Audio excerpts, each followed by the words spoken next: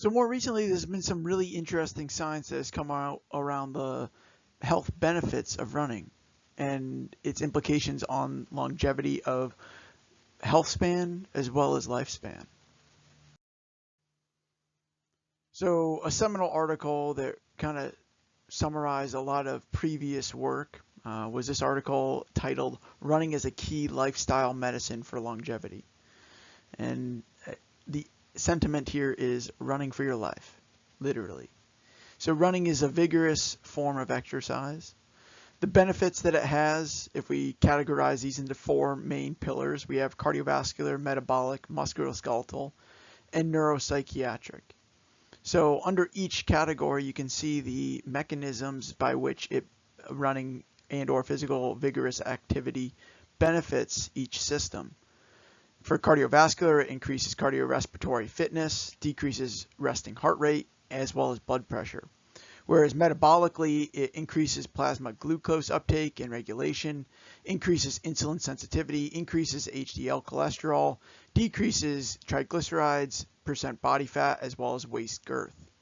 Musculoskeletal system benefits because of the increase in muscle mass, bone mineral density in the lower extremities with adequate rest in between running bouts, as well as a decrease in osteoarthritis as well as physical disability. Neuropsychiatric benefits include increasing gray matter in the hippocampus and prefrontal cortex, increased cognitive function, as well as decreased depressive symptoms and symptoms of anxiety. These lend to each of these four pillars then feed into a reduction in chronic disease or of all-cause mortality and or non-communicable diseases.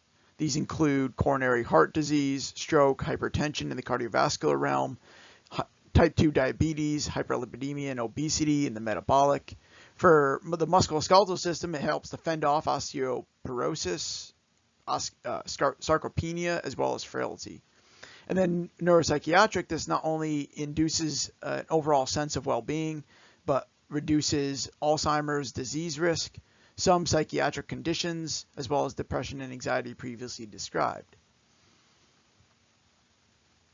And each one of these, each of the respective reductions in the different categories enhances an individual's ability to live longer, that is their lifespan, but also their health span, which then plays into the larger definition of what is longevity. When we take a closer look at the different hazard ratios, so that is the protective effect that running has on all-cause mortality. So we have the different subgroups analyses listed in that first column as listed by the appropriate heading subgroup. And then you have the hazard ratios. And then down at the bottom, you can see the hazard ratio with 1.0 being no effect or no difference between runners and non-runners. With anything to the left of the dotted line demonstrating that running has a protective effect versus the non-runners having a superior effect in each of these different categories. So again, we're looking at all-cause mortality. So if we're looking at gender, so men can benefit from running with an average of a 29% reduction in all-cause mortality, whereas females is up to 39% with a slightly larger standard deviation or distribution. Doesn't really matter gender or age. Individuals that are slightly older can benefit slightly more, but not statistically. They're both around that 28-29% reduction in all-cause mortality. BMI, individuals that are less than and or over 25 BMI also benefit comparably. Individuals that are quote-unquote unhealthy, the definition of which includes comorbidities of each of the a comorbidity that falls in one of the different categories that we previously outlined in the previous slide. Unhealthy individuals seem to benefit a little bit more from running as this because of the health benefits and the mechanisms of action that we described on the previous slide.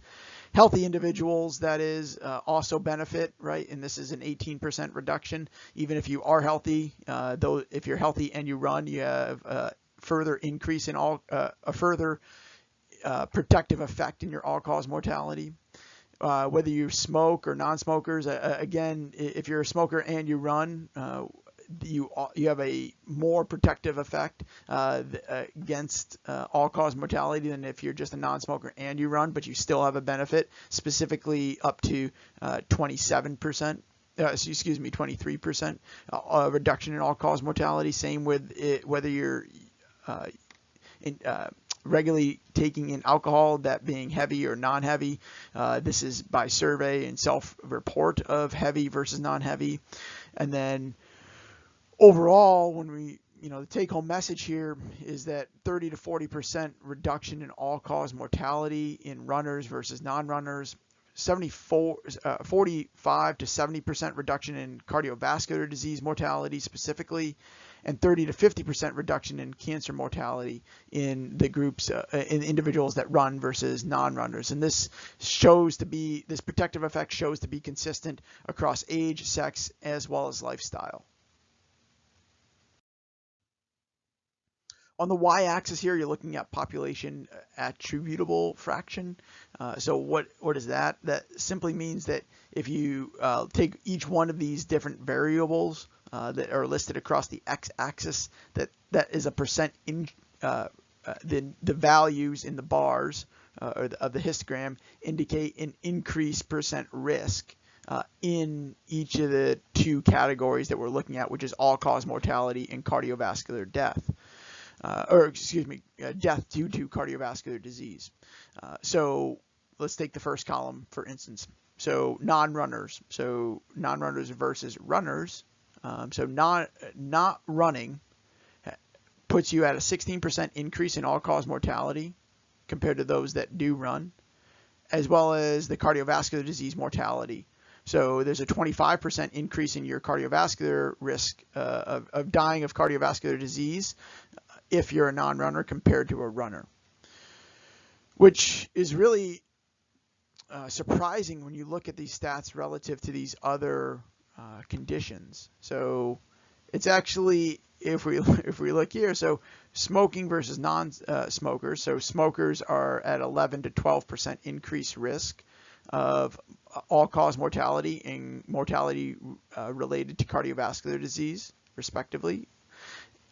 That is to say, if you just look at these two columns, that is non-runners and current smokers, is that it's actually more detrimental to not run than it is to potentially smoke, as shown here. Same thing with obesity and being overweight. The only one that really variable that shows to be have comparable reductions or comparable protective effects is a reduction in someone's hypertension, where again 25 versus 28% reduction if you ran versus if you dropped your blood pressure so that you were no longer hypertensive, and that is for cardiovascular disease mortality, and then 15 and 16% respectively for the all-cause mortality for non-runners and hypertensive individuals respectively. Diabetes, as sinister of a disease as this is, still not running, it seems to be more detrimental than having diabetes as compared to those individuals that run. Okay, taking a closer look here as to those individuals that are just physically active versus those individuals that run. So there, with the three axes, sometimes it can be a little bit confusing, so let's just step through it. So let's take the first x-axis, which is your non-runners and runners. So this is leisure time of running or spent running. And then individuals that run and don't run, they've dichotomized that. On the y-axis, you have the hazard ratio of all-cause mortality once again. So 1.0 again being no difference. And they've used the reference of inactive non-runners as 1.0 hazard ratio. On the z-axis, you have active and inactive individuals.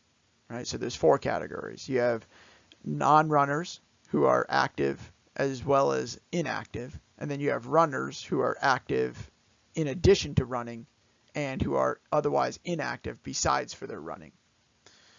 And what we can see is that non-runners who are active have a 12% decrease in their all-cause mortality relative to non-runners who are simply inactive.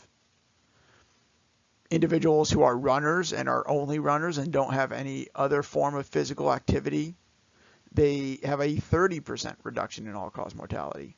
But the group that wins out is those individuals who are runners and have other forms of consistent physical activity within their life, and they have a reduction in 43% of all-cause mortality. So it's beneficial and protective, certainly to run on a regular basis, but it's even more protective to have a subsequent form of physical activity that you do on a regular basis in addition to your running. So the evidence thus far has been convincing that it would behoove us both in our health span, in our lifespan, and our quality of life to run on a regular basis. But what's the optimal dose? So the death rate per 10,000 person years is shown on the y-axis. And then running across the x-axis are different non-communicable diseases. So you have all-cause mortality, cancer, cardiovascular, coronary heart disease, which is the CHD, stroke, other cardiovascular diseases not included in the CHD group, lung disease, injuries, and diabetes. And then you can see the legend up in the right-hand corner showing minutes run per week. So 0 minutes is the black bar. The most blue bar is going to be less than 60 minutes. 60 to 90 is like that lighter blue, and so on and so forth until we get into the greater than 150 minutes per week. So that would be, if we did the math, right, that would be running 30 minutes approximately on average 5 days, 5 days out of 7. So there is a interesting relationship. They've talked about this in other forms of physical activity and vigorous activity in regards to all-cause mortality. So there is a reverse J curve suggesting at least in the 151 minutes or greater individuals have a slightly higher risk of coronary heart disease compared to that of the individuals who are running more of a moderate level or minutes per week at 60 to 95. The authors of the study suggest that this is not significant finding, but it is noteworthy that it doesn't happen with any other condition that we were looking at here. So when we take the values that we saw, minutes run per week, in addition to time, distance, frequency, and total amount, as quantified as met minutes, we can see this shown in the table here. So ideally, the recommended upper limit of running, though there doesn't seem to be additional detriment beyond that, but there can be an increased risk of physical injury or running related injury as the volume increases. There is an injury prevalence that has been touted anywhere between 40 and 70% depending on the demographic that you're looking at. So it would obviously be beneficial to try and work within your tissue's capacity such that you're not falling into that higher risk of injury. But if we're looking at that upper limit, as far as your dose-response relationship with running and the protective effects that have been discussed. So we're looking at time, so less than or equal to 4.5 hours per week. That is comparable to 30 miles per week, frequency of 6 times per week, and then your total amount would be met hours per week. And again, you can quantify that. That gets a little. You can quantify that by taking the intensity at which you run, which would be your number of METs, which would be dependent upon your pace and your internal workload, and then multiplying that by the duration of time that you're running. For instance, if you're looking at your 4.5 hours, if you were running at at an intensity that would have 10 METs, then you multiplied that by your 4.5 hours, you'd be close to that 50 MET hours per week. Again, you don't have to hit each of one of these upper limits, but it's rather giving you a gauge of the upper limit based off the different parameter that you may be utilizing. And then the bullet points here are just the summary points. So more running above the thresholds offered does not provide additional longevity, but also no clear harm is shown beyond these upper limits.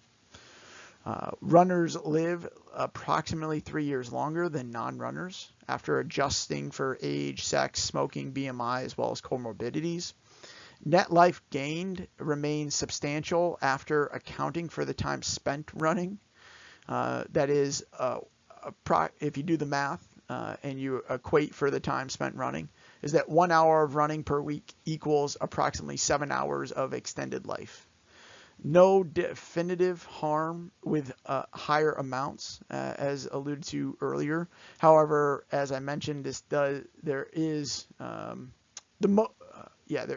slight increased risk of injury with higher running bouts, but that would be, you could say that for literally anything, any form of physical activity, though there is going to be an upper limit that surpasses said tissue capacity or physical capacities, which would potentially lead to injury, illness, or otherwise. But yeah, so running is a key lifestyle medicine element that can really enhance our longevity, which is defined by improving our quality of life, our health span, and our lifespan.